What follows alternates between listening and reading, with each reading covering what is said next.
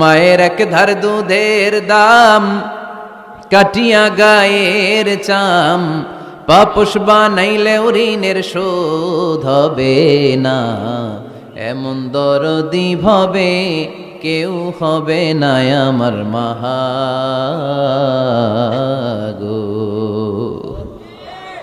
আহা, যাদের মা নাই তারা জানে মা না থাকার কি জ্বালা।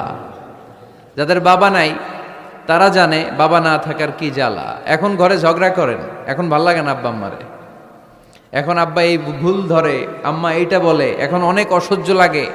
তো যেদিন চলে যাবে ওই দিন বুঝতে পারবেন মাথার উপর থেকে ছাতাটা নাই হয়ে গেছে, বটবৃক্ষটা চলে গিয়েছে, আর উপদেশ দেওয়ার মতো কেউ নাই, কাছে আগলে রাখার মতো কেউ নাই। এজন্য আব্বা আম্মা থাকতে আমরা যেন আব্বা আম্মার কাছ থেকে দোয়া চাই। আব্বা আম্মার দোয়া কোনোদিন আল্লাহ তাআলা ফিরিয়ে দেয়। আমরা আব্বা আম্মারে রেখে দিয়ে অমুক দরবারে যাই, অমুক দরবারে যে দোয়া চাই, আসল বড় দরবার যে আমার ঘরে এটাই বলে যাই।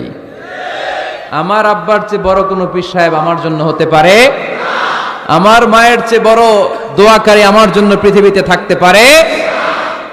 পৃথিবীর সবাই মিলে, সব আল্লাহর ওলিরা মিলে কোরআন খতম দিয়ে এখানে ফু দিল একটা গ্লাসের পানির ভিতরে, আপনার আম্মা কিংবা আব্বা শুধু বিসমিল্লাহ বলে আর একটা গ্লাসের পানির মধ্যে ফু দিল, মায়ের দোয়াটা মুহূর্তেই কবুল করে নিবে কে?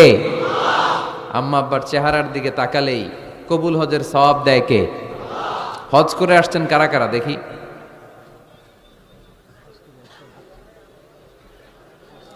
অনেক হাজি সাহেবান আছে, মাশাআল্লাহ, হাত নামান। এই যে 3 লক্ষ 4 লক্ষ টাকা খরচ করে হজ করে আসলেন, আপনার হজটা আল্লাহর কাছে গ্র্যান্টেড, কবুল হয়েছে। এরকম কবুল হয়েছে এই মর্মে হাত তুলতে পারবেন কে কে দেখি? হুজুর আমি নিশ্চিত আমারটা কবুল হয়েছে। নাই, কারণ কবুল করার মালিক কে? আমরা কামনা করি সব হাজি সাহেবদের হজ কবুল হোক। আমিও হজ করেছি, আমরা কামনা করি আমাদের হজ উমরাগুলো কবুল হোক, কিন্তু হাত তুলে বলা যাবে না হুজুর আমারটা কবুল হইছেই, বলা যাবে? হইতেও পারে, নাও হইতে পারে। হাজি সাহেব লেখার জন্য, আল হাজ লাগানোর জন্য অনেকে যায়, আছে না নাই? তাওয়াফুল ওয়াদা একটা তাওয়াফ আছে, বিদায়ী তাওয়াফ। কি তাওয়াফ? হজের সব কাজ শেষে ফেরার আগে কাবা ঘরের সাথে দেখাটা, মোলাকাত করে আসতে হয়। আল্লাহর হাবিব বললেন সর্বশেষ দেখাটা যেন কাবা ঘরের সাথে হয়, 7টা তাওয়াফ যেন সে করে। তো এক লোক 6 তাওয়াফের পরে ফোন আসছে দেশে, তো মেয়েরে বলতেছে মা আর একটা তাওয়াফ বাকি আলহাজ হইতে, একটু পরে তুই ফোনটা দে, একটু পর দে, আলহাজ হইতে আর একটা তাওয়াফ বাকি। তো উনি গেছে কি হওয়ার জন্য? আলহাজ হওয়ার জন্য। নামের আগে আলহাজ লাগাবেন না। কেউ যদি আপনারে বলে হাজি সাহেব, বলুক, কিন্তু আমি হজ করছি একজনরে দেখানোর জন্য, তিনি কে? আল্লাহ। এজন্য ইখলাসটা বড় জরুরি। লোক দেখানো মনোভাব আমাদের সব কিছুকে ধ্বংস করে দেয়। তো যারা হজ করেছেন কেউ কিন্তু হাত তুলতে পারলেন না যে হুজুর আমি 100% কনফার্ম যে আমার হজটা কবুল হয়েছে। কিন্তু আল্লাহর হাবিব বলেন রহমতের নজরে তোমার আব্বা আম্মার চেহারার দিকে যদি একবার তাকাও, মুহূর্তেই একটা কবুল হজের সওয়াব তোমার আমল নামে আল্লাহ দিয়ে দিবে। চিল্লায় পড়েন আল্লাহু আকবার। এজন্য আব্বা আম্মা থেকে দোয়া নেওয়ার দরকার আছে না নাই? দোয়া চাইবেন, দোয়া চাইবেন। মায়ের মর্যাদা অনেক বেশি, বাবার চেয়ে 3 গুণ বেশি, কমসে কম। কয় গুণ বেশি? মা মা মা, তারপর বাবা। 3 বার মা। কয়বার মা?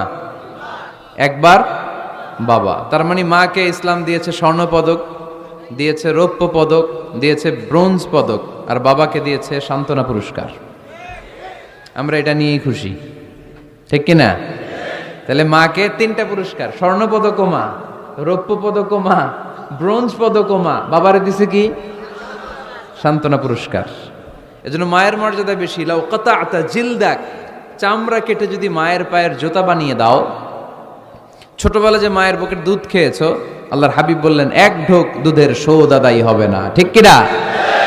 অনুরূপ ভাবে মুসাফিরের দোয়া আল্লাহ ফিরিয়ে দেয় না। সফরে বেরোলেই দোয়া করবেন, পারবেন? মনে থাকবে? এখান থেকে ঢাকা যান না আপনারা? আনতা মুসাফির, এখান থেকে ঢাকা গেলে আপনি মুসাফির, দোয়া করা শুরু করে দিবেন। যদি জুলুমের শিকার হন, মাজলুম, ইত্তাকু দাওয়াতাল মাজলুম, আল্লাহর হাবিব সাল্লাল্লাহু আলাইহি ওয়াসাল্লাম বললেন মজলুমের বদদোয়াকে ভয় করো, কেননা মজলুমের বদদোয়া আর আল্লাহর আরশের মাঝখানে আল্লাহ কোনো পর্দা রাখে না। দোয়া করতে দেরি, এই দোয়া কবুল করে নেয় কে? মজলুমের দোয়া আল্লাহ তাআলা কবুল করে। এজন্য আব্বা আম্মার কাছ থেকে যেন আমরা বেশি বেশি দোয়া নিতে পারি। আল্লাহ তুমি তৌফিক দাও। দোয়া চাওয়াও সুন্নাহ, দোয়া করাও সুন্নাহ। বুঝতে পেরেছেন? দোয়া নিজের জন্যও করবেন, অন্যের জন্যও করবেন। রাজি আছেন তো? অনেকে বলে হুজুর আমার দোয়া আমি করব, আমি আরেকজনের জন্য করব কেন? ওনারটা উনি করুক, আমারটা আমি করি, এরকম কথা আছে না নাই? না, অন্যের জন্য দোয়া করবেন, এতে লাভ আছে। আপনি যখন কারোর জন্য দোয়া করেন, ফেরেশতারা আল্লাহর কাছে দোয়া করতে থাকে, আল্লাহ যেই দোয়া সে তার ভাইয়ের জন্য করলো, আগে দোয়াটা তার নিজের জন্য কবুল করে দাও। মা মিন মুসলিম ইয়াদউ লিআখিহিল মুসলিম বিযাহরিল গায়ব ইল্লা ক্বালাল মালাক ওয়ালাকা বিমিসলিন। ফেরেশতারা বলে ওয়ালাকা বিমিসলিন, আপনি দোয়া করলেন আল্লাহ আমার এই ভাইটার টাকা পয়সা নাই, তুমি তারে ধনী বানায় দাও। ফেরেশতারা তখন বলে ওয়ালাকা বিমিসলিন, মানে আল্লাহ যিনি দোয়া করতেছে আগে তারে ধনী বানিয়ে দাও। সুবহানাল্লাহ কইতে পারলেন না? আরো জোরে বলেন সুবহানাল্লাহ। একখানা ডর করি খাওয়া বাজি সুবহানাল্লাহ। আপনার ভাই অসুস্থ, আপনি দোয়া করলেন আল্লাহ আমার ভাইটা অসুস্থ, তারে তুমি সুস্থ করে দাও। ফেরেশতারা বলে ওয়ালাকা বিমিসলিন, মানে আল্লাহ যিনি দোয়া করতেছে তার কোনো রোগ বালাই থাকলে আগে তারে সুস্থ করে দাও। তো এজন্য অন্যের জন্য দোয়ার দরকার আছে না নাই? আল্লাহর হাবিব সাল্লাল্লাহু আলাইহি ওয়াসাল্লাম বললেন দোয়া মুখুল ইবাদা, দোয়া হচ্ছে ইবাদতের নির্যাস। নামাজ পড়লেন, রোজা রাখলেন, যাকাত দিলেন, কিন্তু দোয়া করলেন না, আপনি মিস করলেন, ঠিক কি না? আরেক বর্ণনায় এসেছে আদ-দুআউ হুয়াল ইবাদা, দোয়াটাই নাকি ইবাদত। দোয়া যে করতেছেন এটাই ইবাদত। আওয়াজ করে পড়তে হবে আল্লাহু আকবার।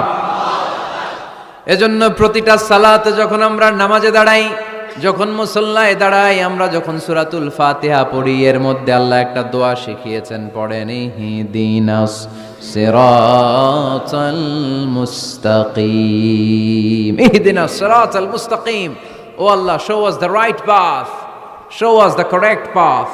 আল্লাহ আমাদেরকে সহজ সরল সোজা পথ দেখান। আল্লাহর হাবিব সাল্লাল্লাহু আলাইহি ওয়াসাল্লাম একবার খেজুর গাছের ডাল দিয়ে মরুভূমিতে একটা টান মারলেন, সোজা একটা টান।